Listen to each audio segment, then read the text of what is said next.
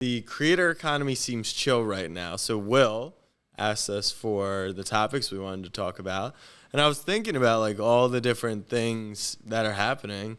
And it feels like when we get to 3, quitting the rat race, this will become another conversation. But it feels like coming out of COVID, the work for yourself and be a creator, content creator, all that hype has died down. And now it's like weeded out, essentially. The tide is flushed out, all the wannabe creators, the people who thought they wanted to do this.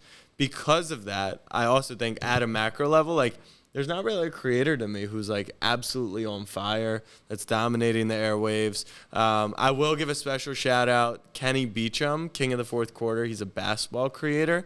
He did NBA. This is a really cool story. So he did NBA 2K rebuild. So he would take a team and build like, let's do an all-rookie team and try and get them to be 82-0. And then he would like rebuild the Lakers. And then he would do these really cool different rebuilds. So he started there. Then he started talking basketball more on like his own personal opinions. Then they signed with Omaha Productions, and his basketball podcast, which is with 3 of his buddies, they were on ESPN2 yesterday. They have a weekly or a Tuesday show now talking NBA, kind of like Pat McAfee, like super, super light.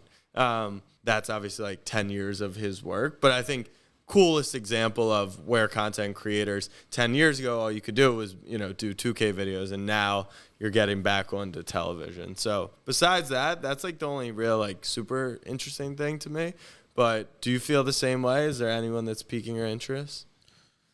No, I definitely feel a little bit of a flat line, like you said, but it also feels a lot like just what we've been doing for a long time. And I think this was a common theme of ours when we started Big Content, because we started maybe on like the tail end of like where the COVID, external piece kind of like started to move down, and it was on the tail of like maybe NFTs and all that stuff, where everything was like very, very hyped up, and it just felt like everything was moving at such an explosive rate, and the creator economy was kind of just thrown into that mix. And we had always said like, this is where things are going good, but then once this is done, like the next year or 2 years is going to weed out all of the middle creators who aren't like built to be long lasting. And it kind of goes back to the conversation that we were having last week. It's like, if you weren't built to make content for a long period of time, when you go through the ups and downs of like, oh, I'm not making money right now, or things are not flashy, or things are not fun, you'll never really outlast those bad times. So I think there's more often than not, when you are a creator, because you need to be so consistent with it on a day-to-day basis, you're usually living in a flat line. I think that high of like the COVID thing was so fucking peaky that like it kind of fucked everyone's mind up for a little bit. And I still think we're coming down from the fact that that was real for a little bit of time. Yeah, we've also had like TikTok was COVID. Yeah. Then we talked a lot about Snap. That didn't apply to everyone necessarily, but like the big creators were pushing that a ton. Then you had YouTube Shorts, which came on the scene.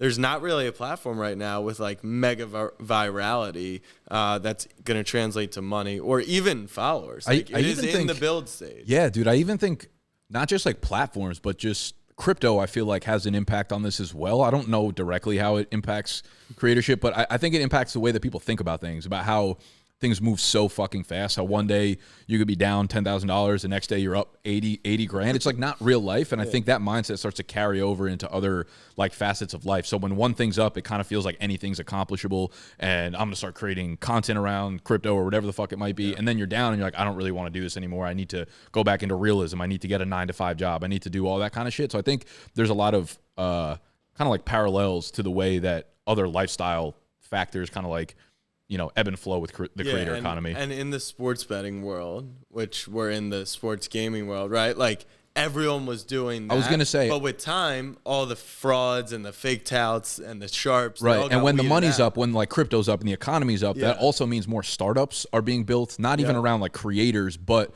for like creator software. And it's like, hey, we're a creator agency. Hey, we'll build this out. We're the next Patreon or that. So you have a lot more of that, which inspires more creators, and like there's just a lot more payment going around. So I think as the economy's like ebbing and flowing and goes up, you'll just see a spike in creatorship naturally. And now when it's not really like that, and there's money not just being handed out left and right, you see a natural decline in it. Yeah. And I think we're in this steady period, right? When things are down tremendously, that's another time where I feel like creators want to create, or like these people want to create because they're like, well, my job, I'm barely making any money at my job. Like I want to get out. And now everyone's just like, all right, I've kind of got a steady job. I've kind of like the economy is settled and everything's chill. So the people who don't really want to be these creators are not creating. Do you like building in downtimes, uptimes? Do you have a preference? I honestly, to be honest, I feel like we've just been doing it for long enough that I don't see like a major impact either way. Yeah.